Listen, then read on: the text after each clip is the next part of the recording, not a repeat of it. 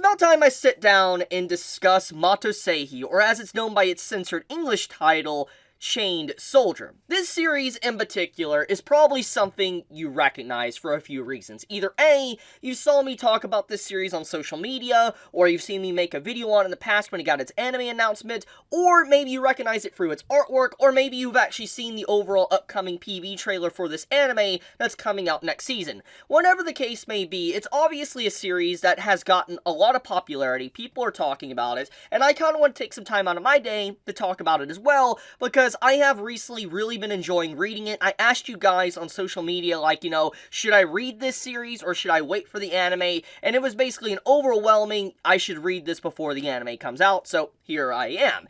Now, before I go any further, let's give some groundwork to this series, basically what it's about, summary, etc., and why you might recognize the overall designs of these characters. So, this character in particular is our main female character, Kyoka, and if you recognize her but don't know why you recognize her, let me point something out. That poster right behind me, which is blurry, I know, but if you look very closely, that is Esdeath from Akame ga Kill. And you're probably wondering, why does Akame ga Kill have any form of reference to this series? Well, the author/artist of Akame ga Kill wrote Mato Seihei, this series I'm currently talking about. So, it's very clear that the author/artist was so in love with Esdeath's design and character that he decided to basically make an entire manga pretty much about her to a certain degree, or at least the design of this character is pretty much her, which I think automatically is a huge win in my book. I've always loved Esdeath. She was easily one of my favorite characters from Akame ga Kill, so the fact that there is literally a character design that's just straight up Esdeath, that's a win in my book, automatically. That's enough reason to even want to start this series to begin with, just because of the design alone. But with that being pushed to the side, let's talk about maybe if you should wait for the anime or, let's say, read the manga first. Because I think that is going to be a big talking point that many are going to wonder about, should they dive into the manga already or just wait?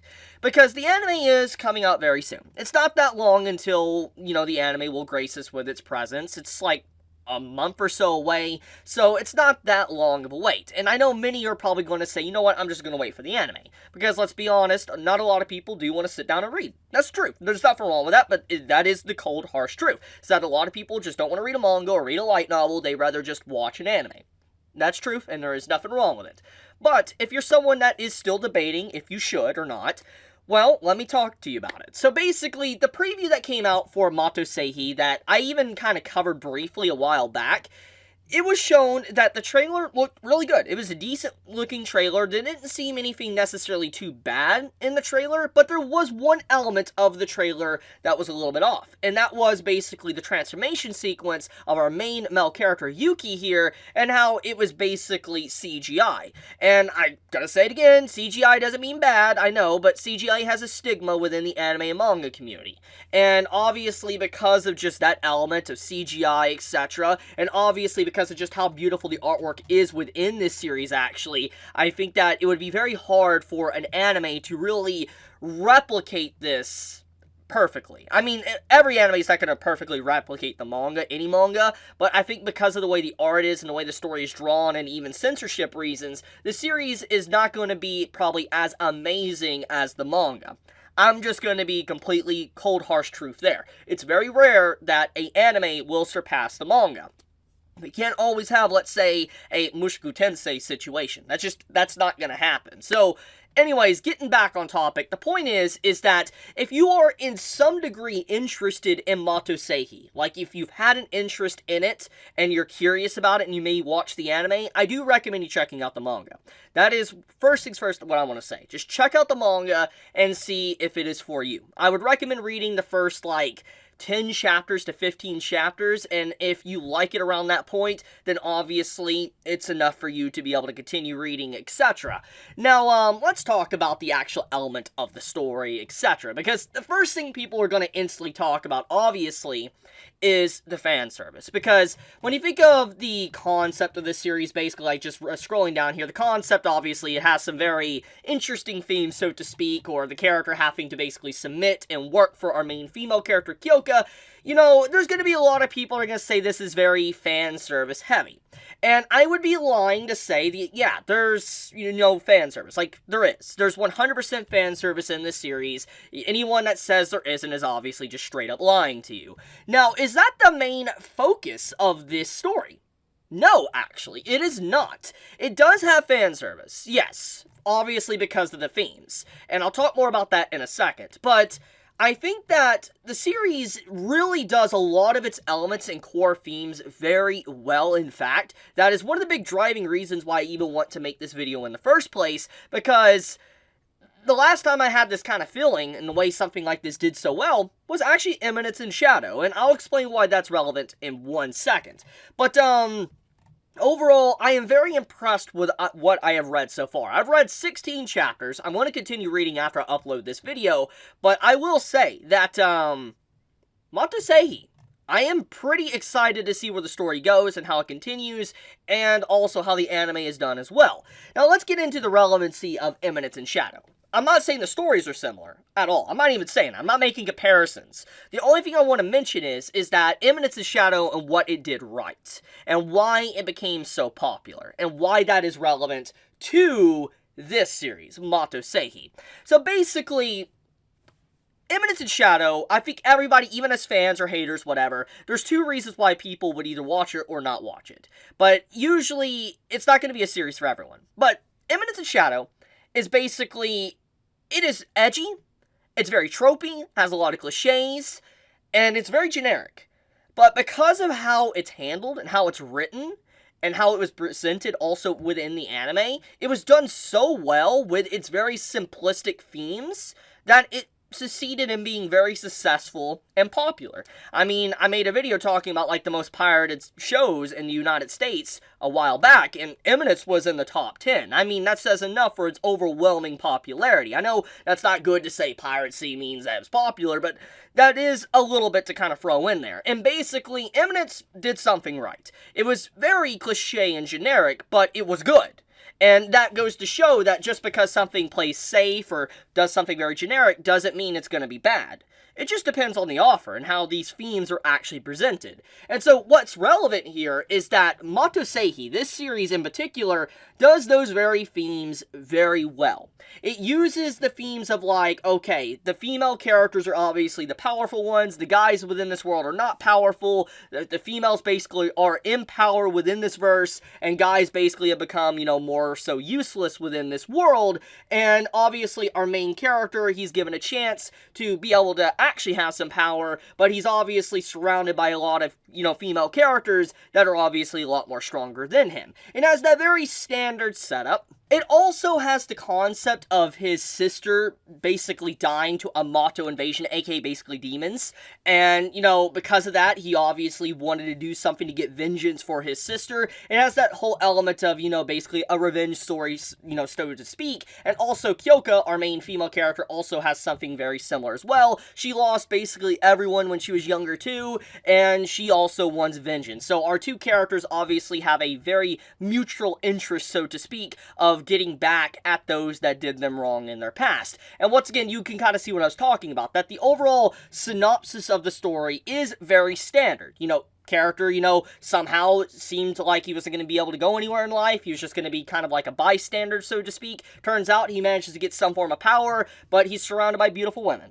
And then on top of that, you have it to where, like, there's fan service kind of thrown in. You have, like, certain themes that seem very generic in terms of plot, but the way they're executed is so simplistic and done so well, I think that that is one of the big reasons why I wanted to talk about it. Because Mato Seihei is pretty good. It is legit good. I mean, I will say, even if you can guess where the plot's going to go, doesn't necessarily mean it's going to be bad. I think that it does very well with the little bit it has, and even the fan service is actually very well done, and even sparse at that too. And let's get into that element. So, fan service, okay? So you'd think a series about a guy literally basically having to submit, so to speak, and become a soldier for Kyoka, our main female character. There would be a hell of a lot of fan service. And yes, I would be lying if I said there wasn't. There's fan service. But it's not that much, actually. There legit isn't that much fan service. It only happens as rewards. And I guess let's get into that topic. So basically, our main male character, he transforms, as you can see here, and his transformation allows him to have a lot of strength. He basically is a soldier for Kyoka. He's able to go in and fight against these Mato/demons. You know, pretty simplistic, so to speak. But pretty much once this transformation is done, thanks to his contract with her, she is someone that has to give him a reward. And basically, because of it, her body will start moving on its own. There's just nothing she can do about it. She will have to give the main character a reward to some degree. And this can vary to giving him a piece of candy, to giving him a head pat, or just straight up really fan service nature, so to speak. It just depends, so to speak, on maybe the character's mindset and all that. So there is fan service. Okay, but it's only for basically those scenes after, you know, everything's gone down, and then he gets that, like, reward scene. And so, the way it's so sparse, it's done very well, because it's just not a continuous in-your-face every single moment. I like that. Now, let's go a little bit deeper into the overall arcing stuff with this story, at least with the characters, etc. So I want to talk about, you know, our cast of characters. So basically, we have our main male character, Yuki. We have Kyoka, which is her ability to have, like, soldiers, so to speak, or enchain them. And then we have Shushu here, which is the blonde-haired girl. Currently, my personal favorite character. I like her little personality when she gets introduced and how she messes with the MC, so to speak. She has the ability of basically altering her size to where she can literally be just a brute fighter. Like, she just straight up destroys a bunch of demons, etc. by herself. She's a pretty cool character. Then you have, you know, this other character here, which I recently got more about her in the recent chapters. She had a brief fight. She has the ability of basically having these cards to use the abilities of her fellow friends, people that she's acquainted with, so to speak. So she's technically able to use Kyoka's ability of enchainment. You know, she's able to do that. But obviously, thanks to compatibility and connection, etc., that determines if the ability will be good or not. And so, basically, even though she's able to use Kyoka's ability, it's not to the same level and degree as how Kyoka would use it. It's very different. And the very transformation of Yuki is actually fundamentally different as well, thanks to her using that said ability. And this other character, I don't really know her full-on ability completely yet, at least from what I'm aware of, but basically, overall, I think that the series has a very unique concept. It's very fun, it's done very well, and I think that it's definitely something that I have really enjoyed. I'm going to continue reading it as soon as I finish uploading this video. Is this something that I would say is the best I've ever watched? No. But I will definitely say, if you are looking for something to read that plays it safe, but at the same time does very well with its themes, give Mato Seihei a read. I really recommend it. Read it before the anime comes out, because man, I've been really missing out on a quality series, because this series is straight quality. Now, I guess I'll leave it at that. I'll do a follow-up video of this if there's enough people that really enjoyed this video. Like, let's just say, let's give a ballpark, if maybe 600 likes. So this video gets 500 to 600 likes. I'll do a follow-up video, so to speak, and do, like, you know, a part 2 of this, talk about the next part of, you know, Mato Seihei. But I guess I'll leave it at that for now. Thank you so much for watching. If you enjoy my content and you enjoyed this video and you would like to see more, then do leave me a like and tell me your thoughts down below. But with that, be safe, stay healthy, Chibi out.